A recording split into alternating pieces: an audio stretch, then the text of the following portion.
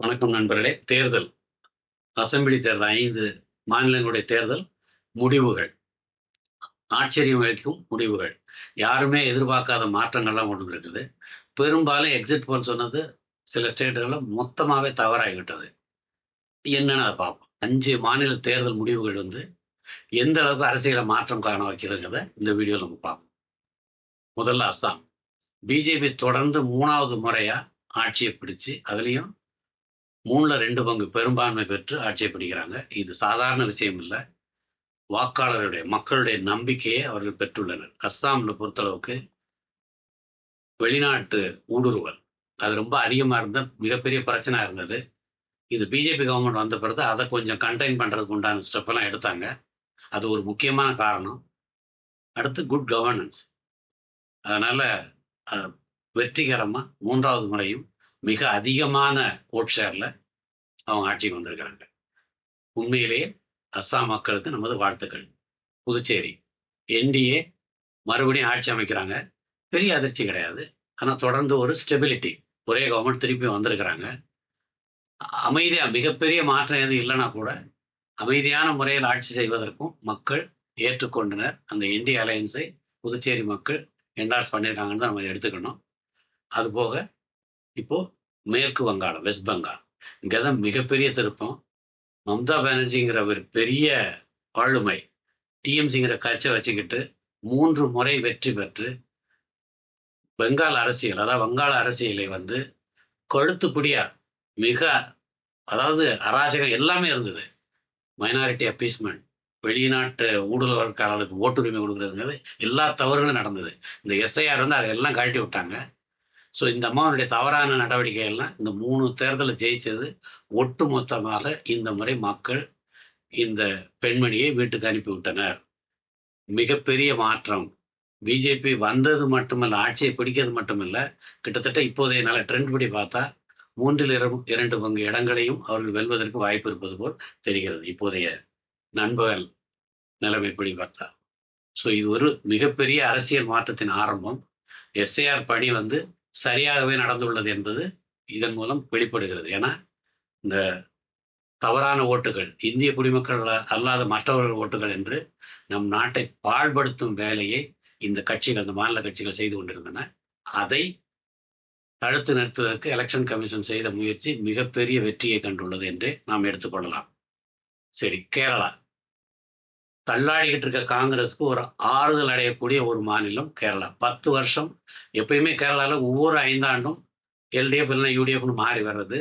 சென்ற முறை எல்டிஎஃப், அதாவது மார்க்சிஸ்ட் இடதுசாரி கட்சிகள் 2வது முறையும் தொடர்ச்சியாக வெற்றி பெற்று மிகப்பெரிய சாதனையை படைத்தனர். அவங்களை இப்போ வீட்டுக்கு அனுப்பியிருக்கிறாங்க. இதன் மூலம் காங்கிரஸ் புதிதாக ஒரு மாநிலத்தை ஆள்வதற்கு வந்துள்ளது. சக்தியோடு, மிகவும் அபரிமிதமான சக்தியோடு. அங்கேயே என்டிஏ ஒரு 2-3 சீட் லீடிங்கிறாங்க. அவங்களும் வளர்ந்துட்டு வர்றாங்கன்னு எடுத்துக்கலாம். ஆனால் காங்கிரசினுடைய வெற்றி மிகப்பெரிய வெற்றி. அவர்கள் கோஷ்டி சண்டையால் இதை உருப்படி இல்லாமல் ஆக்காமல் இருப்பது அவர்களுடைய பொறுப்பு. இன்ஃபேக்ட் காங்கிரஸ் ஜெயித்ததில் இன்னொரு நல்ல பலன் என்னன்னா, நாடு பூரா ஒட்டுமொத்தமாக புறக்கணிக்கப்பட்ட இடதுசாரிகள் இங்க மட்டும் ஆட்சின்னு பிடிச்சிக்கிட்டா அவங்க அங்கேயும் கரட்டி விட்ட மாதிரி ஆயிடுச்சு.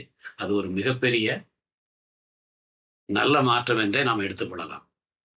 சரி, இதை தக்க வைத்துக் கொள்வது காங்கிரஸ்காரர்களுடைய கையில் தான் இருக்கிறது. அவர்கள் அடக்கம் போல் கோஷ்டி சண்டையெல்லாம் போட்டு குட்டிச்சுவரவு செய்யாமல் இருந்தால் அதுவே மிகப்பெரிய மக்கள் தொண்டாகும்.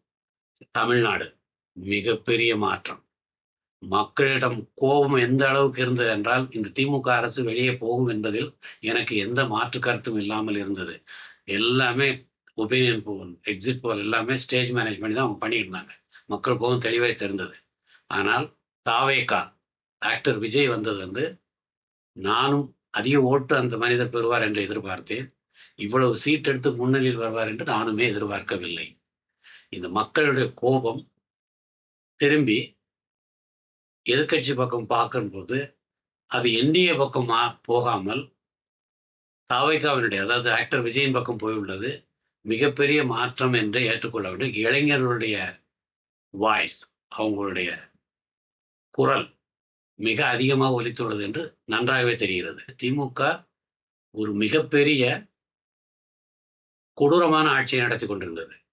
எல்லா தவறுகளும், ஊழல் மிக அதிகம், மதுபானம், அளவுக்கு அதிகமான விற்பனை, போதைப் பொருள், திமுக ஆட்சிக்காரங்களே அதில் சம்மந்தப்பட்டிருக்காங்கன்னு அப்பப்போ செய்திகள் வந்துட்டு இருந்தது. இந்த மாதிரி தமிழ்நாட்டை சீரழித்துக் கொண்டிருந்த ஆட்சியை விரட்டுவதற்கு மக்கள் கோவப்பட்டதில் நியாயம் உண்டு. பணம் அளவுக்கு அதிகமாக விளையாண்டதாக செய்திகள் உண்டு. அதையும் மீறி பணத்தை பெற்றுக்கொண்டு கூட மக்கள் விஜய் கட்சியை எடுத்துள்ளனர் என்பது கவனிக்க வேண்டிய விஷயம். சரி, இவ்வளவு கோபம் எதிர்க்கட்சியை பார்க்கும்போது ஏன் அவங்க என்டிஏ பக்கம் மக்கள் திரும்பல?